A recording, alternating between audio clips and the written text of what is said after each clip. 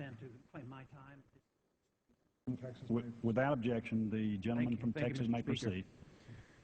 Mr. Speaker, it has been said and all too often ignored, if you live beyond your means, you will be forced to live beneath your means. Living and consuming on borrowed money always end. Lenders, even in an age of inflation, have their limits. When living extravagantly, it seems the good times will continue forever. But when the bills come due and the debt with interest needs to be paid, the good times end. The fiction that the appreciating prices of houses and stocks and other assets serve as savings is always self-limited and ends with pain. Without a source of newly borrowed funds, once the value of stocks and houses depreciate, the individual comes to the realization that hard work and effort are required to produce sustained wealth. Working minimally is replaced with working maximally to survive, as well as to pay for the extravagance of previous years.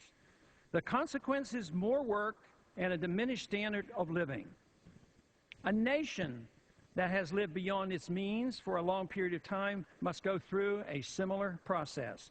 Once the national debt grows to an extreme proportion, as ours has, there's no possibility of it being paid off in the conventional sense. Default and liquidation are required, but sovereign states that enjoy the ruthless power to tax and create new money always resort to paying their bills by deliberately depreciating the currency.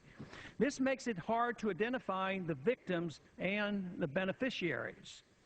Today's middle class and poor are suffering, and the elite are being bailed out.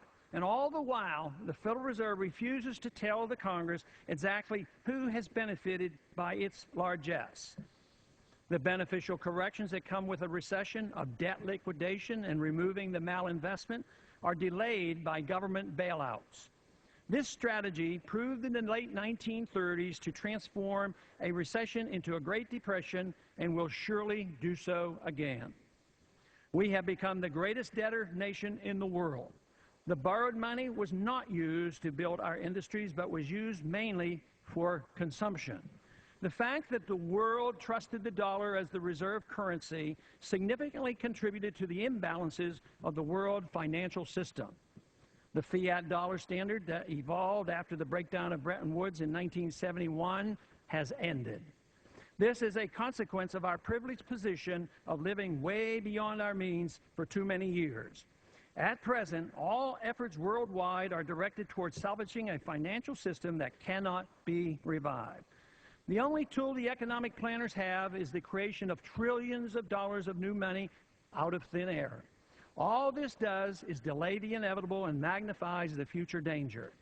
Central bank cooperation in the scheme will not make it work. Pretending the dollar is maintaining real value by manipulating the price of gold, the historic mechanism for measuring a currency's value, will work no better than the effort of the 1960s to keep gold at $35 an ounce. Nevertheless, Bretton Woods failed in 1971, as was predicted by the free market economists, despite these efforts. This crisis we're in is destined to get much worse because the real cause is not acknowledged. Not only are the corrections delayed and distorted, additional problems are yet to be felt. The commercial property bubble, the insolvent retirement funds, both private and public, state finances, and the university trust funds. For all these problems, only massive currency inflation is offered by the Fed. The real concern ought to be for a dollar crisis, which will come if we don't change our ways. Even massive bailouts cannot work. If they did, no person in the United States would ever have to work again. We need to wake up and recognize the importance of sound money. We need to reintroduce the work ethic. We must once again cherish savings over consumption. We must recognize that an overextended foreign policy has been the downfall of all great nations. And we need to simply believe once again in a free society, that which made America great. I yield back the balance of my time. The gentleman from New Jersey, Mr. Pallone.